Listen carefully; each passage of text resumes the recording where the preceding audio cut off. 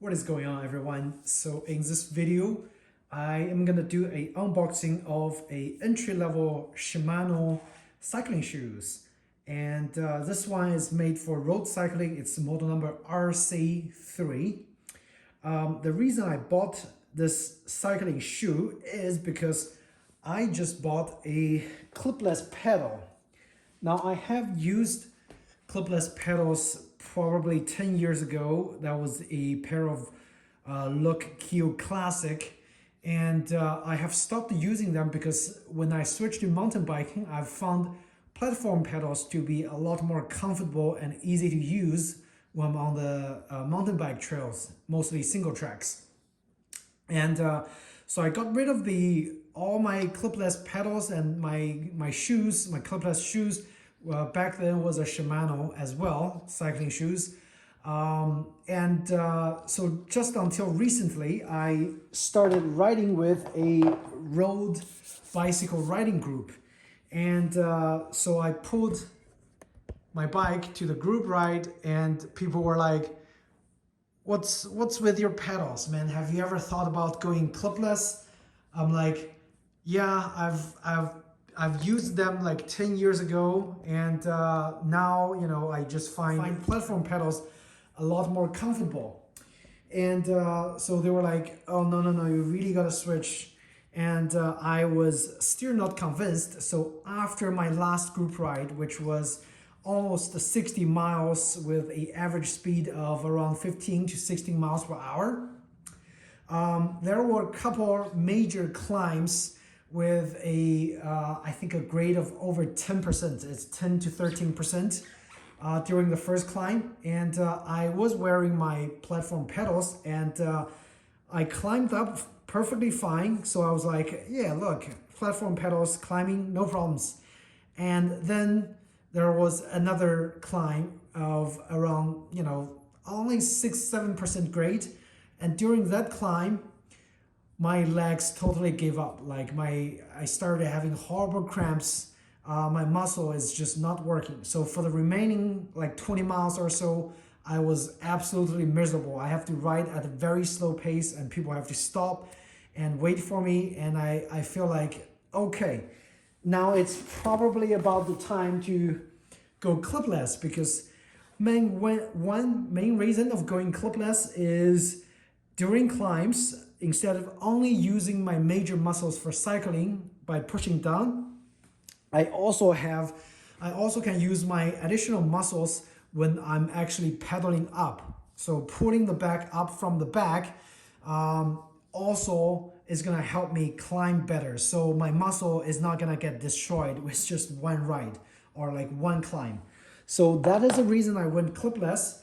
And everything's brand new. So this is a Look Keo Sprint. It's pretty much same as the Keo Classic 3 that's out on the market, except it's got a additional stainless, you know, platform to provide for durability, because the pedal mostly is plastic.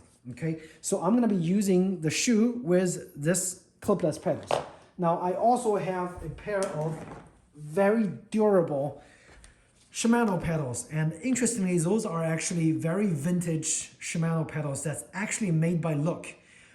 Those use Look Delta cleats. So the Delta cleats are very popular in the indoor cycling market. Somehow I have this very vintage Shimano pedal that uses Look Delta cleats. So eventually I'll get another shoe maybe for one of my other bikes, and just to convert that into clipless as well, using those Look Delta pedals from Shimano. Okay, those are really built like tank. It's all metal, but anyway, this is not the point of this video. So backstories aside, this is what it looks like. This is a Shimano RC3, also I think they call it SHRC300. That's actual model number.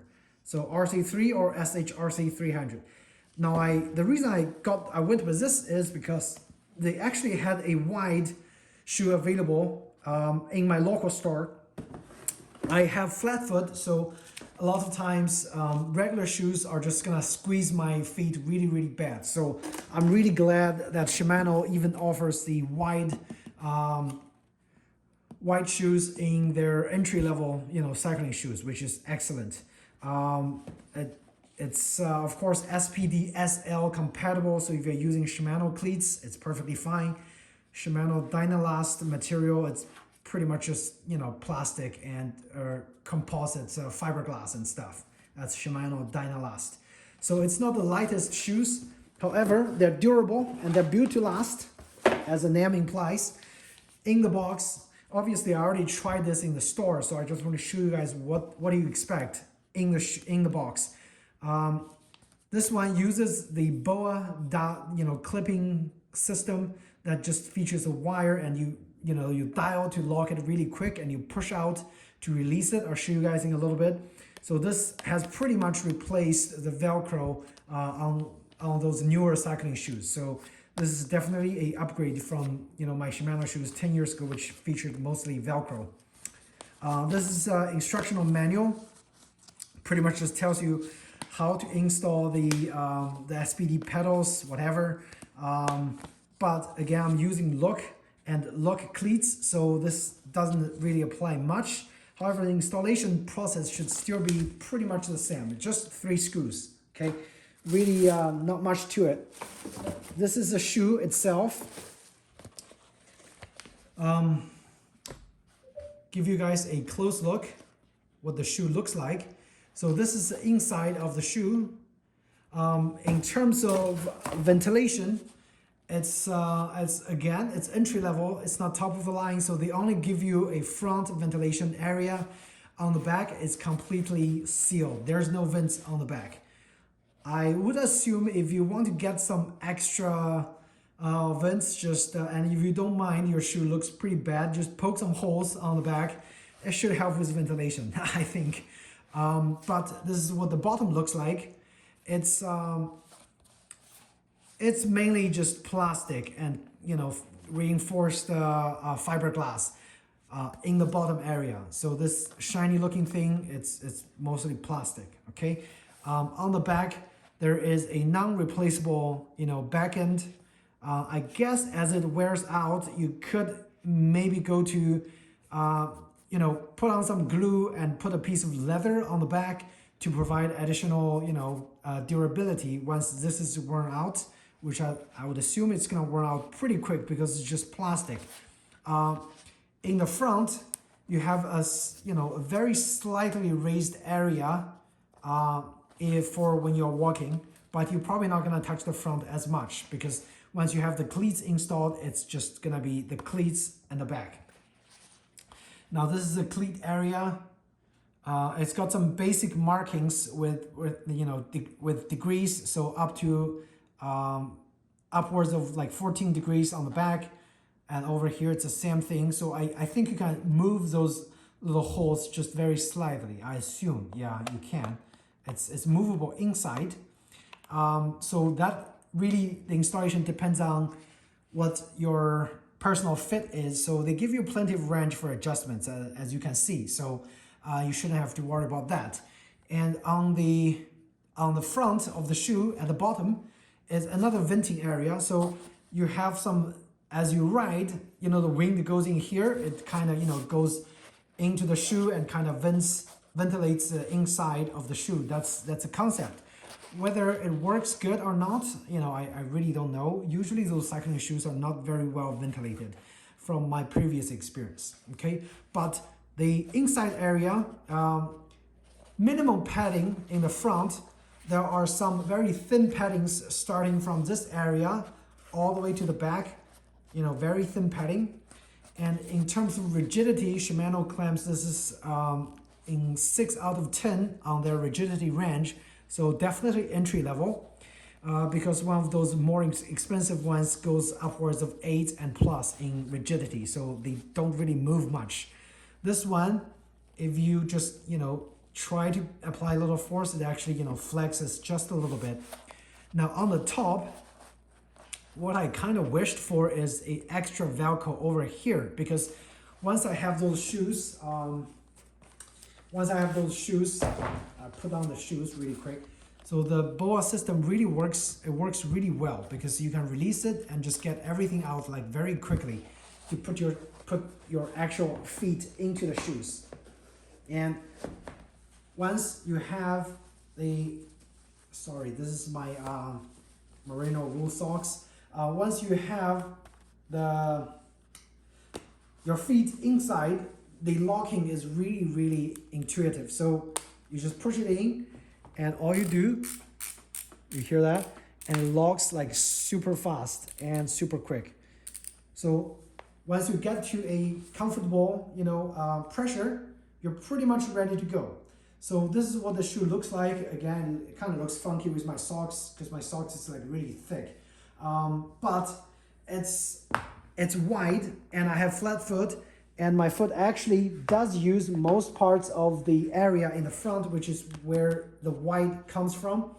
And it's actually very comfortable, okay? So I actually compared this shoes, the RC3, with another model from Hero, I don't know how do you call it, that brand. The other shoe that's actually more expensive. And I tried both. I actually found the RC3 to be more comfortable, especially in this area, because the other shoe actually kind of digs into my, like near my ankle over here. This one actually just rests on my ankle, so it doesn't really dig in as much, especially when I lock the shoes, it doesn't really dig in. So it's comfortable, but let's see. The sole is removable, and again, this is a 44E, which means wide. So when you remove the shoe, when you remove the sole, you can see what's inside. It's reinforced, polycarbonate, which means plastic, and in the front, I don't know what that little white thing. So that white thing is a like a cushiony material. It's like a foam, a very hard foam on the front that they put in there. So barely something there. It's really not much of the padding inside the shoe in the front area. And you can see where that hole is. So it does ventilate quite a lot. And on the sole, you also see there's a hole. So yes, I would say with this kind of ventilation, it's probably gonna work during bike ride, that there is gonna be enough wind coming into the shoe and kind of cooling you during hot summer riding. But again, this is a black shoe, so black shoe in the hot summer, it's another thing to think of, okay? So if you ride in a lot of humid, hot areas, try to consider a shoe that's lighter color, like maybe a green or like a white. That's probably gonna save your foot, just cooling the foot down by 1 or 2 degrees Fahrenheit. But that's pretty much it to the shoes. So I can go ahead and just try to, you see how easy it is for me to take it out. Just, push it out, and I can take my foot out like super quick. So I'm gonna try to actually just put one of those cleats in here for you guys to see what it looks like with cleats. And we'll conclude the video after that. Okay, so I don't think this is directional. And obviously the Shimano shoes fits cleats perfectly fine. So let's see. I'm gonna put it here.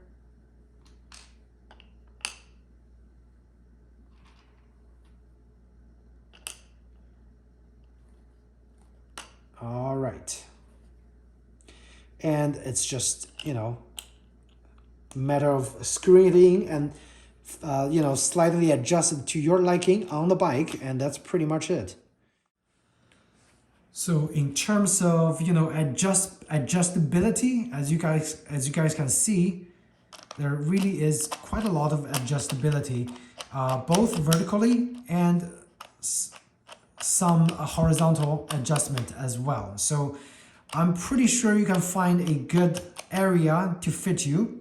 So the aforementioned guidelines over here is for you to actually set the one shoe, maybe gets one shoe adjusted, and then later on just set the other shoe to the kind of same area, and you should have a quick fit on both shoes. Okay, so that marking is for you to get a good adjustment for both sides.